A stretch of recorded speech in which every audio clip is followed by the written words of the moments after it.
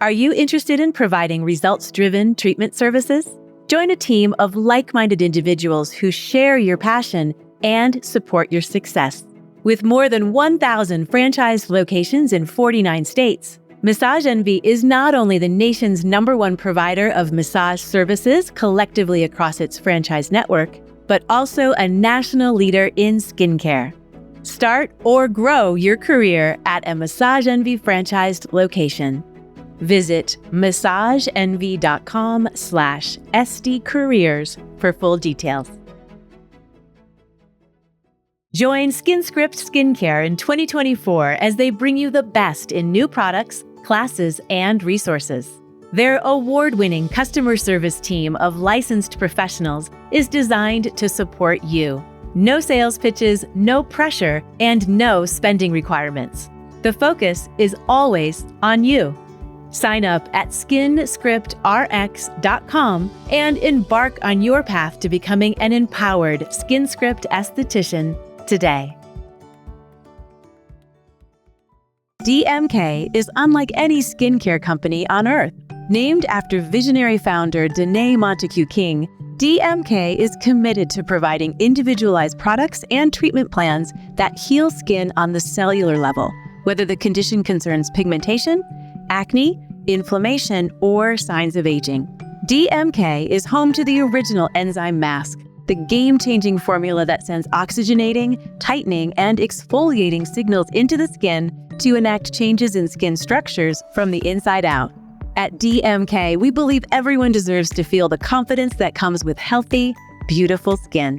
Learn more at DanaeMKing.com. That's DANNEM King.com.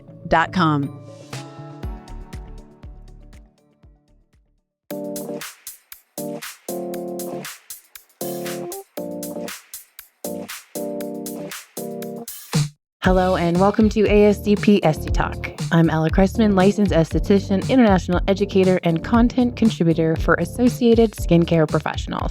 I'm Maggie Staszcuk, licensed esthetician and ASCP's education program manager. Oh, we've talked about it before, but niacinamide, she's having a moment still. It's an awesome ingredient. It is an awesome ingredient, and it seems like it's everywhere all of a sudden. Yeah, kind of a little bit. I think that for me personally, I've seen this being promoted huge right now for taking internally. Oh, yeah, absolutely. Yeah, because they're connected inside and outside. And actually, did you know that that is the way they found niacinamide topical benefits?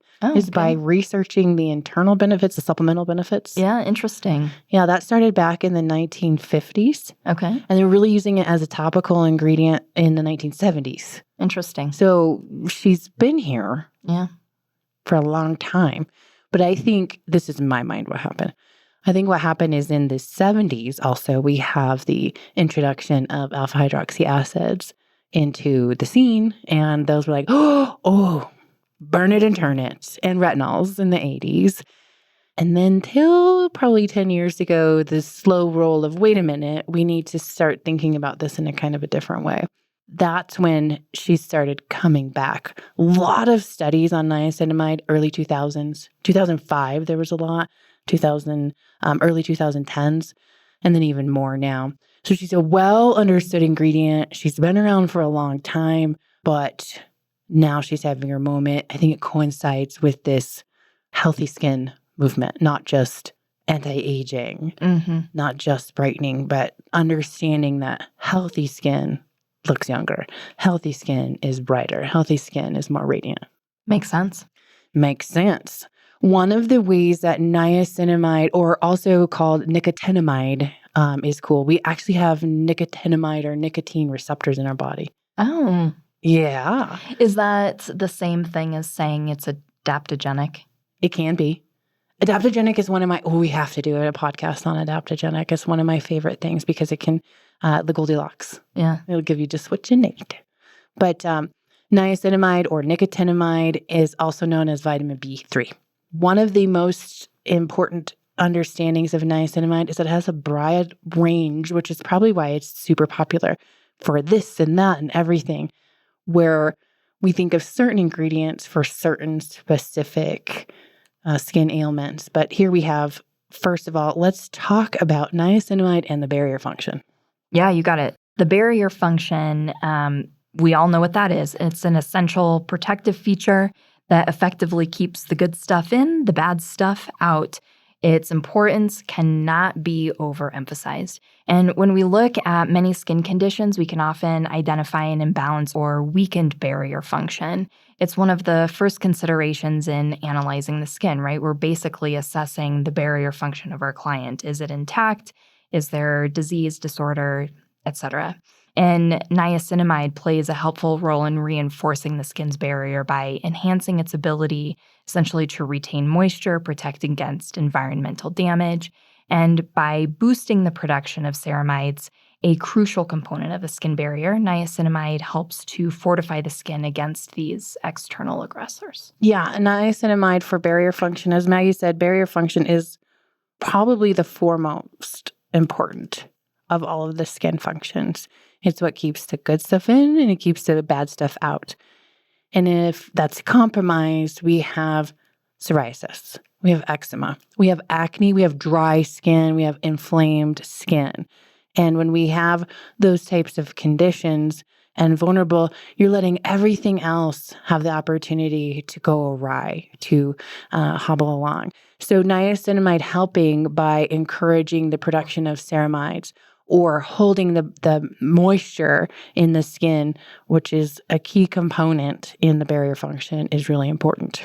The other thing to consider, which would be the next step, if your barrier is compromised, there's an opportunity for inflammation. So just as many skin conditions can tie back to a barrier deficiency, they are also a result of or results in inflammation. So inflammation is always a consideration for professional skincare practitioners after barrier function. And the reason is when you see it, when you're seeing it with acne, you're seeing it even with dryness, you're seeing it with rosacea. You want to know why or what's going on or calming it to really be able to assess the severity of what's going on. Niacinamide is well known for its anti-inflammatory properties. And it helps to not only reduce inflammation, but soothe the redness or post-inflammatory erythema seems to be having a moment also, that term.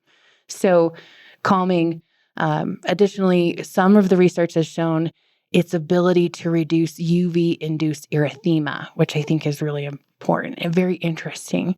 Not to interfere necessarily with the UV potential in the skin cells, but by limiting the opportunity for erythema, that also has an influence on melanogenesis or dark spots, which I thought was interesting. I think that is one of the reasons you're seeing niacinamide coupled with products for acne. It's helping reduce that erythema, that inflammation. And as far as its role in minimizing the opportunity for acne, acne vulgaris is caused by the perfect storm, as we all know: oil production imbalance, cell proliferation imbalance, and, of course, inflammation. So controlling oil production is a key factor in managing acne formation. And in some acne situations, there's just too much oil production. The overbalance leads to clogging. In other acne situations, there's too little sebum production, causing slow, sludgy sebum to get stuck in a follicle. So effective treatment of acne, you obviously want to include this oil balance component, and this is where niacinamide comes in. Woo! Yeah. So one of its many abilities is to encourage this equilibrium in sebum production.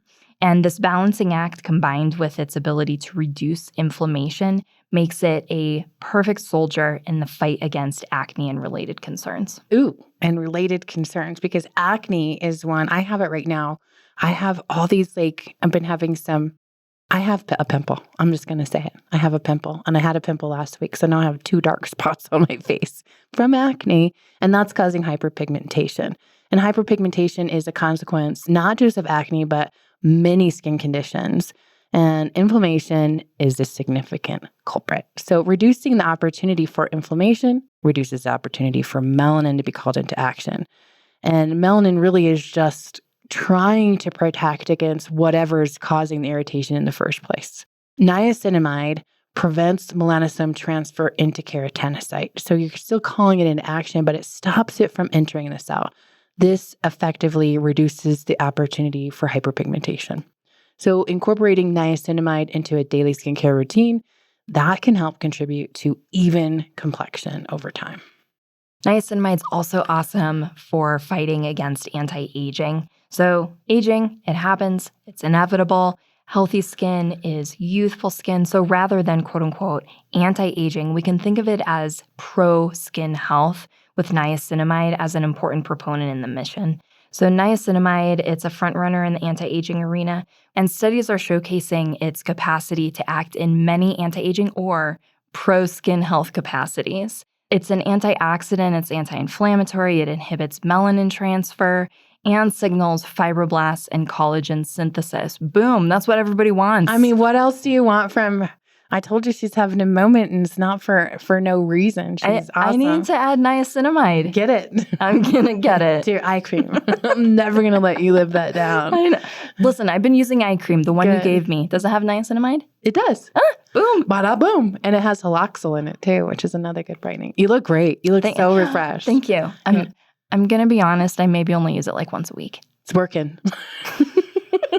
At least you're not taking your Jergens up to your eyelash line anymore. That you know. Yeah. Well, maybe not. At least not once a week, so we're good. Oh, my goodness. The other thing about niacinamide that's cool, like she's multi-talented, but niacinamide has the ability to play well with others. So in a formulation, there's a lot of versatility and it's easy. You've heard the saying like oil and water don't mix.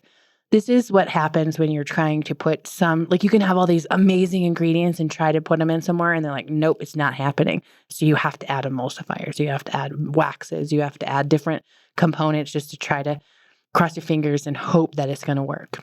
Niacinamide is one that you don't really have to worry about because it works so well. And it works so well at a particular concentration range. A lot of the studies are around 2%. Inclusion of this product on efficacy. So when we're just talking about, we talk about fight against aging, we talk about hyperpigmentation, we talk about even like the UV erythema. These are all studies going off around 2%. So standard range is 2 to 10%, and really you don't want anything that's more than that. So if those are readily available and that's something the smaller amount is great. Because higher concentrations actually you don't need, and they could potentially have an adverse effect, which is irritation. Little is good. A lot doesn't mean better. The other thing about niacinamide, the final little tidbit that we'll leave you with is that it's a great complement to hydrating agents like hyaluronic acid and to other antioxidants. So friends, it helps our friends out too. And it's really a great ingredient. If you're not using it, check it out. The chances are you probably have it in a skincare line if you're using a professional skincare line because she's a good one. Now, listeners, we really want to hear from you. Do you use niacinamide in your personal routine? When do you recommend a formulation containing niacinamide to your clients? Comment on our social media posts or send us an email at getconnected@ascpskincare.com. We want to know all the details. In the meantime, thank you for listening to ASCP Esty Talk. For more information on this episode or ways to connect with Maggie or myself, or to learn more about ASCP, check out the show notes. And stay tuned for the next episode of ASCP Esty Talk.